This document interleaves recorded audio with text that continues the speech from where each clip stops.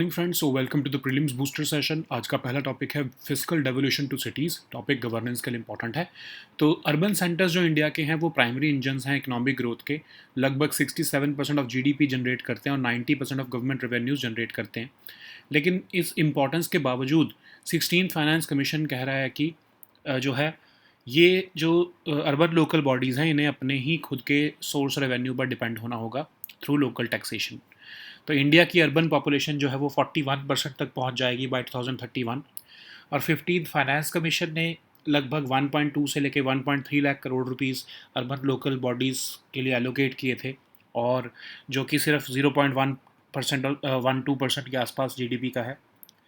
अब 16th finance commission का भी जो है एलोकेशन जो है वो 3.56 लाख करोड़ का है ओवर 5 ईयर्स। तो जो है ये शेयर ऑफ जीडीपी जो ट्रांसफ़र किया जा रहा है सिटीज़ को वो स्टैगनेंट भी रहा है पिछले कई सालों से। तो इंडिया की जो अर्बन पॉपुलेशन है वो 470 मिलियन पहुंच चुकी है 2020 के आसपास, और अब वो 600 मिलियन पहुंचेगी अगले 6 साल में। तो फिजिकल कैपेसिटी जो सिटीज़ की है वो उतनी प्रोपोर्शनेटली नहीं बढ़ रही जितनी उनकी पॉपुलेशन और इंफ्रास्ट्रक्चर डिमांड्स बढ़ रही हैं। तो under 15th finance commission total local body grants जो है वो 4.36 लाख करोड़ थी। उसमें से 90 से लाके 95,000 करोड़ के आसपास जो है वो स्पेंड ही नहीं हुआ, और 30 से 35,000 करोड़ जो है अनस्पेंड फंड्स जो है वो अर्बन लोकल बॉडीज़ के थे उसमें से।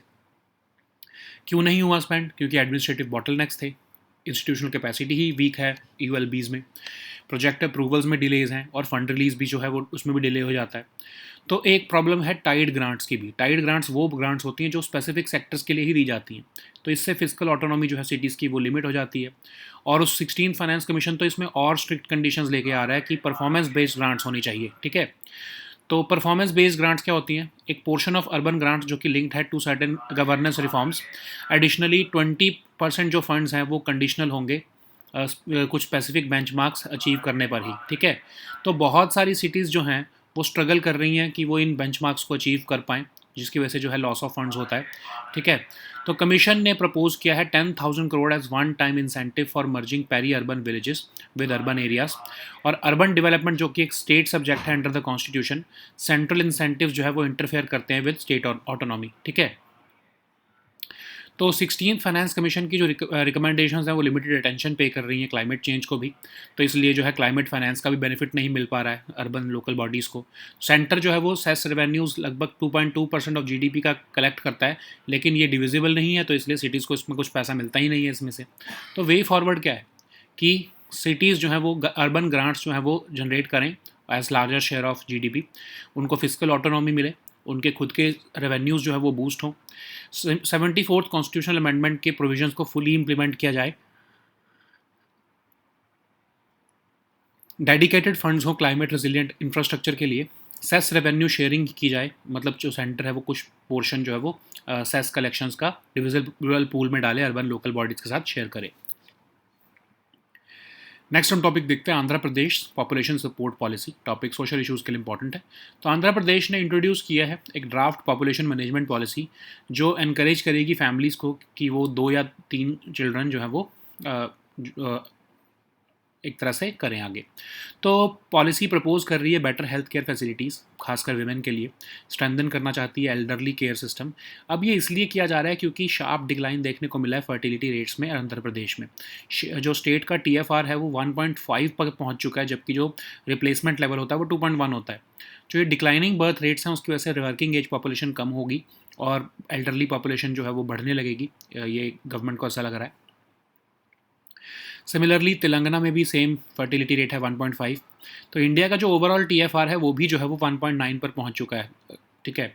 तो फॉलिंग फर्टिलिटी रेट्स जो है वो डेवलपमेंट इंडिकेटर्स के बढ़ने की वजह से जो है वो उनको एट्रीब्यूट किए जा रहे हैं। सदर्न स्टेट्स में खासकर सबसे कम फर्टिलिटी रेट्स हैं as compared to national average, because वहाँ पर सोशल डेवलपमेंट इंडिकेटर स्ट्रॉन्गर हैं खासकर। और अगर हम नदर्न और ईस्टर्न स्टेट देखें वहाँ अभी भी हाई फर्टिलिटी रेट्स हैं। तो फॉलिंग फर्टिलिटी रेट्स जो हैं सदर्न स्टेट्स में वो अफेक्ट कर सकते हैं उनकी रिप्रेजेंटेशन इन पार्लियामेंट, तो एक पॉलिटिकल इम्प्लीकेशन भी है इसका, ठीक है। तो आंध्र प्रदेश ने टारगेटेड पॉपुलेशन मैनेजमेंट पॉलिसी जो है वो इंट्रोड्यूस किया है इसलिए। अब इसमें क्या 5 पिलर्स हैं कि फोकस किया जाए मैटरनल हेल्थ पर, विमेन की पार्टिसिपेशन वर्कफोर्स में इंक्रीज़ हो, एल्डरली के लिए जो है वो वेलफेयर और केयर उनकी बढ़ाई जाए, वर्कफोर्स स्किल्स इंप्रूव किए जाएँ और डिजिटल पब्लिक हेल्थ सिस्टम को भी जो है वो एक्सपैंड किया जाए। गवर्नमेंट ने कुछ इंसेंटिव्स भी इंट्रोड्यूस किए हैं फैमिलीज़ को इंकरेज करने के लिए कि 25,000 रुपये कैश इंसेंटिव होगा बर्थ ऑफ अ सेकेंड और थर्ड चाइल्ड पर, 1,000 मंथली सपोर्ट होगा 5 ईयर्स के लिए for third child to ensure in nutrition, free education government institution में for second and third child until 18 year of age. Even IVF treatments में भी subsidy मिलेगी through public private partnerships. और elderly के लिए जो है 50,000 रुपीज़ या 15 डेज लीव होगी रिटायरिंग गवर्नमेंट एम्प्लॉयज़ के लिए for preventive health checkups. 10,000 health care assistants annually जो है ट्रेन किए जाएंगे ताकि एडोलेसेंट और एल्डरली हेल्थ केयर नीड्स जो है वो एड्रेस हो सकें। तो गवर्नमेंट का कहना है कि एक लिमिटेड टाइम विंडो है उनके पास इस डिक्लाइनिंग फर्टिलिटी को और एजिंग पॉपुलेशन ट्रेंड्स को जो है वो एड्रेस करने के लिए। नेक्स्ट हम टॉपिक देखते हैं Proba 3 mission. Topic science and tech के लिए इंपॉर्टेंट है। तो यूरोपियन स्पेस एजेंसी ने जो है कहा है कि उनका कॉन्टैक्ट खत्म हो गया है one of the 2 space craft जो प्रोबा 3 मिशन को जो है पावर कर रहे हैं। तो यूरोपियन स्पेस एजेंसी का पहला मिशन है प्रिसिशन फॉर्मेशन फ्लाइंग को डेडिकेटेड है जो। तो ये डिमॉन्स्ट्रेट करेगा कि कैसे फॉर्मेशन फ्लाइंग जो है बिटवीन 2 सैटेलाइट्स जो है वो एक आर्टिफिशियल इक्लिप्स क्रिएट करता है और एक आर्टिफिशियल इक्लिप्स के थ्रू जो है आर्टिफिशियल इक्लिप्स क्रिएट किया जाएगा by precisely coordinating 2 independent satellites जिनका नाम है कोरोनाग्राफ स्पेसक्राफ्ट और solar disc shaped occulter spacecraft. तो ये 150 मीटर की दूरी पर ओकल्टर जो है वो प्रिसाइजली अपनी शैडो लगाएगा कोरोनाग्राफ के टेलीस्कोप पर, जिसकी वजह से जो है ब्लॉक होगी सन की डायरेक्ट लाइट और जिसकी वजह से जो है कोरोनाग्राफ इमेज कर पाएगा फेंट सोलर कोरोना को विजिबल अल्ट्रावायलेट और पोलराइज लाइट पे कई घंटों तक। हमें इससे न्यू इंसाइट्स मिलेंगे ओरिजिन्स ऑफ कोरोनल मास इजेक्शंस के बारे में और मिशन जो है वो टोटल सोलर इरेडियंस को भी मेजर करेगा। नेक्स्ट हम टॉपिक देखते हैं भारत नेट प्रोजेक्ट। टॉपिक आपके इकोनॉमी के लिए और गवर्नेंस के लिए इंपॉर्टेंट है।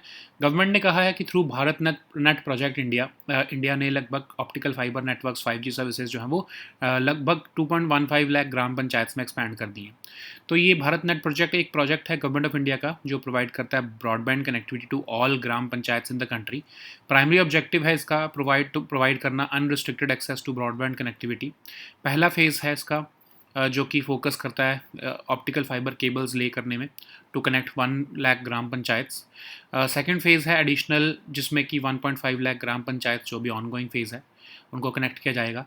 जो लास्ट फेज़ होगा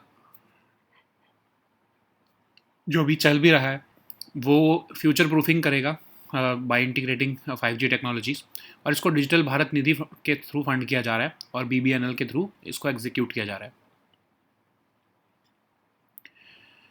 सो नेक्स्ट हम टॉपिक देखते हैं नारकोटिक्स कंट्रोल ब्यूरो। ये टॉपिक आपके गवर्नेंस के लिए इंपॉर्टेंट है। तो रिसेंटली नारकोटिक्स कंट्रोल ब्यूरो ने एक pan India drug distribution network को डिसमेंटल किया है। तो NCB है क्या, nodal drug law enforcement and intelligence agency, ministry of home affairs के अंडर NDPS एक्ट को के प्रोविजंस को इसके अंडर इसको कॉन्स्टिट्यूट किया गया। तो ये coordination among various central and state agencies को जो है वो करती है, असिस्ट करती है स्टेट्स को ड्रग लॉ इन्फोर्समेंट एफर्ट में, प्रिपेयर करती है national drug enforcement statistics, function करती है as an enforcement agency also through its zonal offices. Delhi में इसका हेडक्वार्टर है। नेक्स्ट हम टॉपिक देखते हैं Asmita initiative. Topic social issues के लिए इंपॉर्टेंट है। तो minister of state for youth affairs and sports ने नेशन वाइड एथलेटिक्स लीग जो है वो 250 लोकेशंस में जो है वो लॉन्च की है अंडर अस्मिता प्रोग्राम। अस्मिता इनिशिएटिव क्या है, 2021 में लॉन्च किया गया as part of Khelo India's gender neutral mission. ये एक अफर्मेटिव एक्शन है स्पोर्ट्स में ताकि विमेन की पार्टिसिपेशन इंक्रीज़ हो सके। स्पोर्ट्स अथॉरिटी ऑफ इंडिया जो है वो नेशनल स्पोर्ट्स फेडरेशन को सपोर्ट करती है कि वो ये खेलो इंडिया विमेंस लीग कंडक्ट करें। ठीक है, खेलो इंडिया आपको पता है कि सेंट्रल सेक्टर स्कीम है मास पार्टिसिपेशन और स्पोर्टिंग एक्सीलेंस को जो है इंप्रूव करने के लिए, प्रमोट करने के लिए। नेक्स्ट हम टॉपिक देखते हैं ह्यूमन मेटान्यूमोवायरस। तो ये टॉपिक आपके सोशल इश्यूज़ के लिए इंपॉर्टेंट है। तो एक हाईली कंटेजियस HMPV जो है स्प्रेड हो रहा है across west coast of US। Respiratory virus है, सिम्टम इसके सिमिलर टू कॉमन कोल्ड होते हैं, बहुत कंटेजियस है। तो ये एयर से ही जो है वो स्प्रेड हो जाता है। Cough, fever, nasal congestion, shortness of breath जो है वो कॉज करता है और इसके जो है ब्रोंकाइटिस और निमोनिया जैसे सिम्टम्स भी हो सकते हैं हाई रिस्क पीपल में। तो इसके हाईएस्ट जो रिस्क है लोगों को वो चिल्ड्रन, ओल्डर एडल्ट या फिर इम्यूनो कॉम्प्रोमाइज पीपल में होता है। नेक्स्ट हम टॉपिक देखते हैं वाइट फॉस्फोरस। टॉपिक सिक्योरिटी के लिए और साइंस एंड टेक के लिए इंपॉर्टेंट है। ह्यूमन राइट्स वॉच ने इसराइल को अक्यूज़ किया है कि उन्होंने वाइट फॉस्फोरस का इस्तेमाल किया है साउदर्न लेबनीज टाउन में। तो वाइट फॉस्फोरस जो है वो एक white to yellow waxy solid है with a garlic like odour. ये इग्नाइट होता है स्पॉन्टेनियसली एयर में at temperatures above 30 degree Celsius और कंटिन्यू होता है, बर्न करता रहता है जब तक ये फुली ऑक्सीडाइज ना हो या फिर ऑक्सीजन इसको सप्लाई कट ना हो। तो ये मिलिट्रीज यूज़ करती हैं इसको बैटल फील्ड को इल्यूमिनेट करने में, और इसको मिलिट्री पर्पसेस के लिए ग्रेनेड्स और आर्टिलरी शेल्स में भी यूज़ किया जाता है। मेजर इंडस्ट्रियल यूज़ इसके हैं कि फॉस्फोरिक एसिड बनाना, फॉस्फेट्स में इसको बनाना, ठीक है। तो ये हार्मफुल है ह्यूमंस के लिए by all routes of exposure, और ये इवन हार्मफुल है आइज़ के लिए भी, रेस्पिरेटरी ट्रैक्ट के लिए भी, और इससे डीप और सिवियर बर्न्स भी हो सकते हैं, ठीक है। So now let us see all these topics in English. So the first topic is fiscal devolution to cities. This topic is important for your governance section. So urban centers in India are the primary engines of economic growth, generating nearly 67% of GDP and 90% of government revenues. Despite this importance, 16th Finance Commission is limiting the fiscal transfer to urban local bodies, and the commission has instead emphasized enhancing own source revenue through local taxation.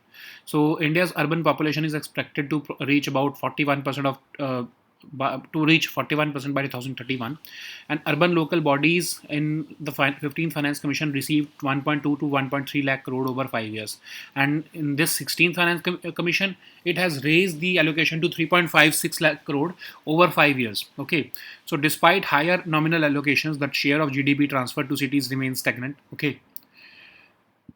India's urban population has exceeded 470 million around 2020, and it is expected to reach about 600 million or more during the 2026 to 2030 finance commission cycle. So fiscal capacity of cities is not growing proportionately with the rising urban population and infrastructure demands. So under the 15th Finance Commission, total local body grants were about 4.36 lakh crore. Around 90,000 to 95,000 crore remained unspent or pending utilization. Approximately 30,000 to 35,000 crore of these unspent funds were meant for urban local bodies. The reasons for utilizational challenges include administrative bottlenecks, weak institutional capacity in ULBs, delays in project approvals and fund releases. So, there is also a problem of tied grants, which are basically earmarked funds that must be used for specific sectors only. They limit the fiscal autonomy of cities. It introduces even stricter conditions through performance-based grants. Okay, a portion of urban grants is linked to certain governance reforms also, which is being introduced by 16th Finance Commission, and 20% of the funds are conditional on meeting specific benchmarks. Many cities may struggle to meet these benchmarks, risking loss of funds. So, Commission has also proposed 10,000 crore as a one-time incentive for merging peri-urban villages with urban areas. And the issues involved is that urban development is a state subject under the Constitution. So, central incentives may interfere with state autonomy. 16th Finance Commission also recommends recommendations pay limited attention to climate change, and at the same time center collects cess revenues worth 2.2% of GDP, but these funds remain outside the divisible pool. Okay, so the way forward is that we have to raise urban grants as a larger share of GDP. We have to give fiscal autonomy to these urban local bodies. They must generate their own source revenues also. We have to implement the 74th constitutional amendments provisions fully. We have to dedicate funds for climate resilient infrastructure. There must be cess revenue sharing also. So the next topic is Andhra Pradesh population support policy. This topic is important for your governance for your social issues. Andhra Pradesh government has introduced a draft population management policy aimed to encourage families to have 2 or 3 children. This policy proposes better healthcare facilities, particularly for women. It also seeks to strengthen elderly care systems. The initiative responds to sharp decline in fertility rates in Andhra Pradesh. The state's total fertility rate has fallen to 1.5, which is significantly below the replacement level of 2.1. So the AP government has also expressed concern that declining birth rates could reduce the working age population while increasing the elderly population. So Telangana is also recording the same fertility rate of 1.5, and this is consistent with the trend that India's overall TFR has also gone down. Falling fertility rates are often linked with developmental indicators, and southern states have low fertility rates than national average because they have social development indicators. As compared to that, several northern and eastern states still have higher fertility rates. Falling fertility in southern states could affect their representation in parliament. So, Andhra Pradesh has introduced a targeted population management policy to address declining fertility rates and demographic challenges. And they have introduced five pillars of the policy. First is the focus on maternal health and well-being. Second is the increasing of women's participation in workforce, strengthening care and welfare for senior citizens, improving the workforce skills, expanding and strengthening the digital public health system. So government has proposed several incentives to encourage families to have more children. So 25,000 cash incentive for birth of a second or third child, 1,000 monthly support for 5 years for third child to ensure nutrition, free education in government institutions for the second and third child until aged 18, subsidized IVF treatment through public-private partnerships. This policy is also including measures to improve health outcomes and workforce preparedness for elderly, of course. 50,000 rupees and 15 days leave will be given for retiring government employees for preventive health checkups. Training of 10,000 healthcare assistants annually will be done to support adolescent and elderly healthcare needs. The government is believing that they have a limited window to address declining fertility and aging population trends. So the next topic is Proba 3 mission. This topic is important for your science and tech section. So European Space Agency has lost contact with one of the two spacecraft empowering its Proba 3 mission. So this is ESA's first mission dedicated to precision formation flying. So this will demonstrate precision formation flying between two satellites to create an artificial eclipse. So the objective is to create an artificial eclipse by precisely coordinating two independent satellites. First is the Chronograph spacecraft, then the second one is Occulter spacecraft. So by flying in tight formation about 150 meters apart, the Occulter will precisely cast its shadow on the Chronograph's telescope, blocking the sun's direct light. This will allow the coronagraph to image the faint solar corona in visible, ultraviolet and polarized light for many hours at a time. It will also provide new insights into the origins of coronal mass ejections, and this mission will also measure the total solar irradiance. So the next topic is BharatNet project. This topic is important for your governance section. So government has said that the government has said that through BharatNet project, India has expanded its optical fiber networks to more than 2.15 lakh gram panchayats. So this is a project of Government of India aimed to provide broadband connectivity to all gram panchayats in the country. The primary objective is to provide unrestricted access to broadband connectivity. During the first phase, focus will be on laying optical fiber cables to connect 1.1 lakh gram panchayats. In the second phase, the coverage will be expanded to additional 1.5 lakh gram panchayats. In the third phase, the aim is to future-proofing the network by integrating 5G technologies. So it is primarily being funded through the Digital Bharat Nidhi, and it is being executed by the BBNL. Okay. So the next topic is Narcotics Control Bureau. This topic is important for governance section. So recently, Narcotics Control Bureau has dismantled a pan-India drug distribution network operating under the name Team Kalki. So this is a nodal, NCB is the nodal drug law enforcement and intelligence agency of the Ministry of Home Affairs. It was constituted under the NBPS Act. It coordinates amongst various central and state agencies engaged in drug law enforcement. It assists states in enhancing their drug law enforcement effort. It also prepares the national drug enforcement statistics also. So it also functions as an enforcement agency through its zonal offices, and its headquarters is in Delhi. So the next topic is Asmita initiative. This topic is important for our governance section. Minister of State for Youth Affairs has launched the Nationwide Athletics League under Asmita program, which was started in 2021 as part of Khelo India's gender neutral mission. It is an affirmative action in sports for increasing women's participation. Sports Authority of India supports National Sports Federation in conducting Khelo India Women's League across multiple age groups. So what is Khelo India? It is aimed to promote mass participation and sporting excellence. So the next topic is human metapneumovirus. This topic is important for social issues. So the highly contagious HMPV is spreading rapidly across the west coast of the United States. So it's a respiratory virus which causes symptoms similar to the common cold. This virus is highly contagious. It most likely spreads from an infected person to others through air by coughing and sneezing. So The symptoms associated with HMPV include cough, fever, nasal congestion, shortness of breath. In some people, these symptoms may progress to bronchitis or pneumonia. So the majority of cases are mild, but highest risk of severe illness include to those of young children, older adults, and those who are immunocompromised. So the next topic is white phosphorus. This topic is important for your science and tech section. So Human Rights Watch has accused Israel of unlawfully using white phosphorus over residential parts of a southern Lebanese town. So white phosphorus is a white to yellow waxy solid with a garlic-like odor.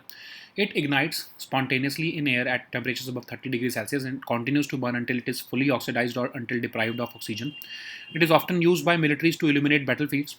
It is used for military purposes in grenades and artillery shells to produce illumination. Its major industrial uses are in the production of phosphoric acid and phosphates. It is harmful to humans by all routes of exposure. It is also harmful to the eyes and respiratory tract. So it can cause deep and severe burns penetrating even through the bones. Okay. So these were our topics for today. We'll meet next time with new topics. Until then, goodbye and take care.